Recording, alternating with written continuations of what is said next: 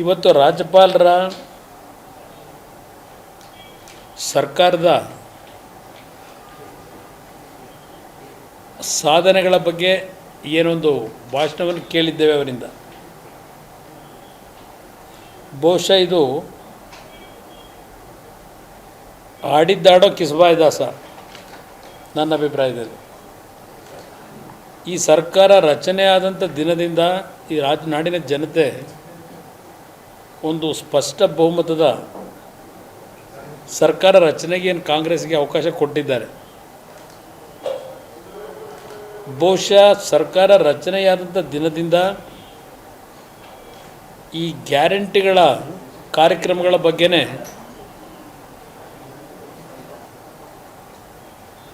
ಕಳೆದ ಜೂನ್ ತಿಂಗಳಿನಿಂದ ಪ್ರತಿದಿನ ನಾವು ಮಾಧ್ಯಮದಲ್ಲಿ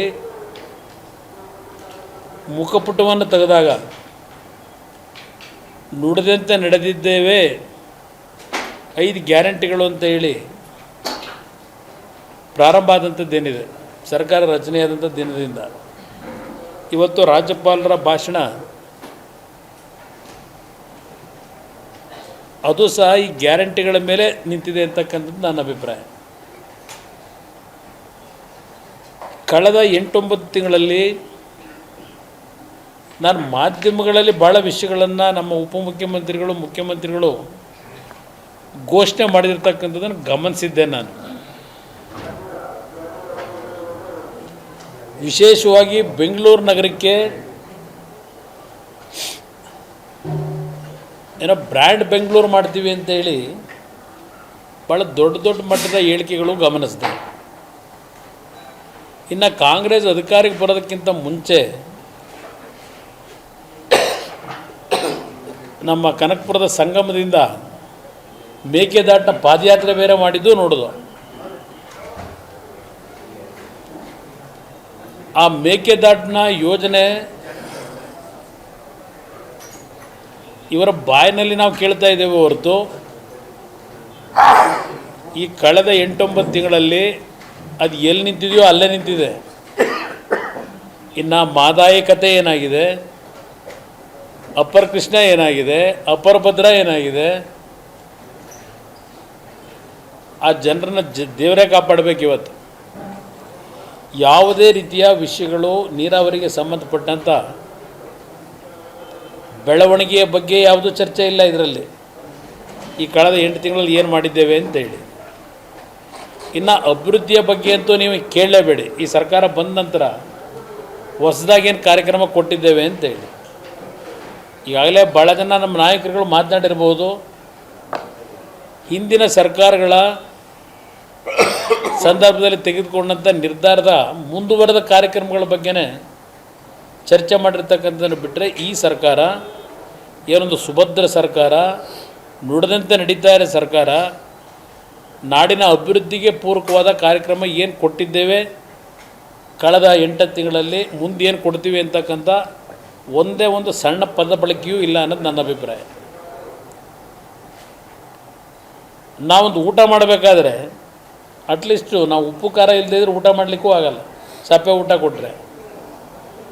ಈ ಬಜೆಟ್ಟಿನ ಈ ನಮ್ಮ ಗವರ್ನರ್ ಅಡ್ರೆಸ್ ನೋಡಿದ್ರೆ ಇದರಲ್ಲಿ ಉಪ್ಪು ಖಾರ ಹುಳಿ ಏನೂ ಇಲ್ಲ. ಉಪ್ಪು ಖಾರ ಹುಳಿನೇ ಇಲ್ಲದೆ ಇರತಕ್ಕಂಥದ್ರ ಬಗ್ಗೆ ನಾನು ಏನು ಚರ್ಚೆ ಮಾಡಲಿ, ನಿಮ್ಮ ಮುಂದೆ ಏನು ಹೇಳೋದು ಈ ಒಂದು ಸಾಧನೆ ಬಗ್ಗೆ? 5 ವರ್ಷ ಸುದೀರ್ಘವಾದ ಮುಖ್ಯಮಂತ್ರಿಯ ಅಧಿಕಾರ ನಡೆಸಿ ಈಗ 2ನೇ ಬಾರಿ 6ನೇ ವರ್ಷ ಸಂಪೂರ್ಣಗೊಳಿಸಿ 7ನೇ ವರ್ಷ ಕಾಲಿಡ್ತಾ ಇದ್ದಾರೆ. ಬಹುಶಃ ಇಂಥ ಒಂದು ಕಳಪೆ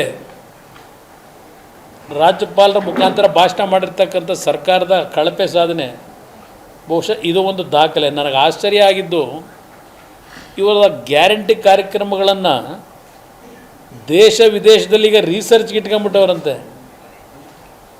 ದೇಶ ವಿದೇಶದಲ್ಲಿ ಈ ಗ್ಯಾರಂಟಿ ಕಾರ್ಯಕ್ರಮಗಳ ಬಗ್ಗೆ ರಿಸರ್ಚ್ ನಡೀತಾ ಇದೆ ಅಂತ ಈಗ ಅಧ್ಯಯನಕ್ಕೆ ಇಟ್ಕೊಂಡವರಂತೆ, ಅಧ್ಯಯನ ಮಾಡ್ತಾವ್ರಂತೆ ಈ ಗ್ಯಾರಂಟಿ ಕಾರ್ಯಕ್ರಮಗಳನ್ನ. ಈ ಅಧ್ಯಯನ ವಿದೇಶದವ್ರು ಮಾಡಬೇಕಾಗಿಲ್ಲ, ದೇಶ ವಿದೇಶದವರು. ಮೊನ್ನೆ ಯಾವುದೋ ಪತ್ರಿಕೆಯಲ್ಲೇ ಬರೆದಿರಿ, ಇವತ್ತು ವಾಚಕರವಾಣಿಲಿ ಇವತ್ತು ಸಹ ಯಾರಪ್ಪ ನಾಗರಿಕರು ಬರೆದಿದ್ದಾರೆ. ಯಾವುದೋ ಬೆಳಗಾವಿಯ ಹುಬ್ಬಳ್ಳಿ ಹಾವೇರಿ ಭಾಗದಲ್ಲಿ ಇರಬೇಕಿರೋ ತಾಯಿ ಮಗ ಕೆಲಸ ಹುಡ್ಕೊಂಡು ಹೋಗಿ ಅದೆಲ್ಲ ಅಲ್ಲೆಲ್ಲೋ ಅಳ್ಳಾವರ ರೈಲ್ವೆ ಸ್ಟೇಷನ್ನಲ್ಲಿ ಟಿಕೆಟ್ ತಗೊಂಡಿಲ್ಲ ಅಂತೇಳಿ ಆ ಟಿ ಟಿಗೆ ಇಳಿಸ್ದ. 3 ದಿವಸ ಊಟ ಇಲ್ಲದೆ ಇದೆ ಅಂಥದ್ದು. ಇವರು ಹಸಿದ ಹೊಟ್ಟೆಗೆ ಅನ್ನ ಕೊಡ್ತಾಯಿದ್ದೀವಿ ಅಂತಾರೆ. ಹೆಣ್ಣು ಮಕ್ಕಳಿಗೆ 2000 ರೂಪಾಯಿ ಕೊಡ್ತಾಯಿದ್ದೀವಿ ಅಂತಾರೆ. ಗ್ಯಾರಂಟಿ ಇದೆ ಅಲ್ವಾ? ಗ್ಯಾರಂಟಿ ಅವ್ರು ಹೇಳ್ಕೊಂಬಂದಿರೋದು ಈ ಪುಸ್ತಕದಲ್ಲಿ.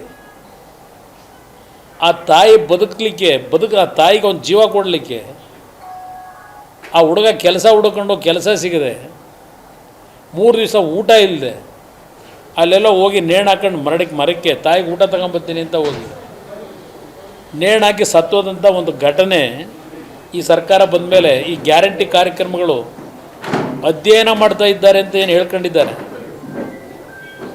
ಇಲ್ಲಿ ಈ ಪರಿಸ್ಥಿತಿಲಿ ಇಟ್ಕೊಂಡಿದ್ದಾರೆ. ತಾಯಿ ಇವತ್ತು ಅನಾಥೆ ಯಾವುದೋ ಒಂದು NGO ಅಸೋಸಿಯೇಷನ್ ಕರ್ಕೊಂಡೋಗಿ ಬಿಟ್ಟವ್ರು ಬೆಳಗಾವಿಯಲ್ಲಿ. ಇದು ಇವ್ರ ಗ್ಯಾರಂಟಿ ಕಾರ್ಯಕ್ರಮಗಳ ದೇಶದ ಜನತೆಯ ಭದ್ರತೆ ನೀಡ್ತಾ ಇರತಕ್ಕಂಥ ರಾಜ್ಯದಲ್ಲಿ ನಾಗರಿಕರಿಗೆ.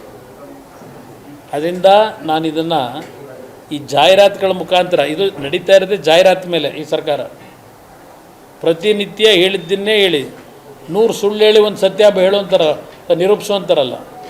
ಹಾಗೆ ನುಡಿದಂತೆ ನಡೆದಿದ್ದೇವೆ ಎಲ್ಲಿದೆ ಯುವನಿಧಿ ಕಾರ್ಯಕ್ರಮದಲ್ಲಿ ಎಷ್ಟು ಜನ ದುಡ್ಡು ಹೋಗಿದೆ? ಇವತ್ತು ಮೊನ್ನೆ ಮುಖ್ಯಮಂತ್ರಿಗಳ ಜನತಾ ದರ್ಶನ, ನಮಗೆ ಗೃಹಲಕ್ಷ್ಮಿ ದುಡ್ಡು ಬಂದಿಲ್ಲ ಅಂತೇಳಿ ಅರ್ಜಿ ಹಿಡ್ಕೊಂಡು ಇಲ್ಲಿ ಬಂದವರೇ. ಜನತಾ ದರ್ಶನ ಕಾರ್ಯಕ್ರಮದಲ್ಲಿ ನಾವು ಜನತಾ ದರ್ಶನ ಮಾಡಿದ್ದೀವಿ. ನಾನು 2006-7 ಬಸ್ನಲ್ಲಿ ಜನ ಕರೆಸ್ತಾ ಇರಲಿಲ್ಲ ಜನತಾ ದರ್ಶನಕ್ಕೆ. ಬೆಳಗ್ಗೆ 5 ಗಂಟೆಗೆ ಬಂದಿರೋರು 9 ಗಂಟೆಗೆ ಪ್ರಾರಂಭ ಮಾಡಿ ರಾತ್ರಿ 1 ಗಂಟೆವರೆಗೆ ಜನ ನೋಡುವೆ.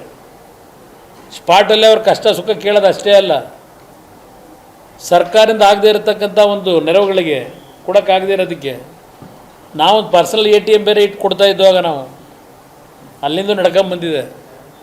ಅದರಿಂದ ಇಲ್ಲಿ ಈ ಒಂದು ಬುರುಡೆ ಬಿಟ್ಕೊಂಡು ದಿನಕ್ಕೆ 100 ಸುಳ್ಳು ಹೇಳ್ಕೊಂಡು ಪಾಪ ರಾಜ್ಯಪಾಲರ ಕೈನಲ್ಲೂ ಇಂಥ ಒಂದು ಭಾಷಣ ಮಾಡಿಸಿ ಆ ಸ್ಥಾನಕ್ಕೂ ಅಗೌರವ ತಂದಿದ್ದಾರೆ ಅನ್ನೋದು ನನ್ನ ಅಭಿಪ್ರಾಯ.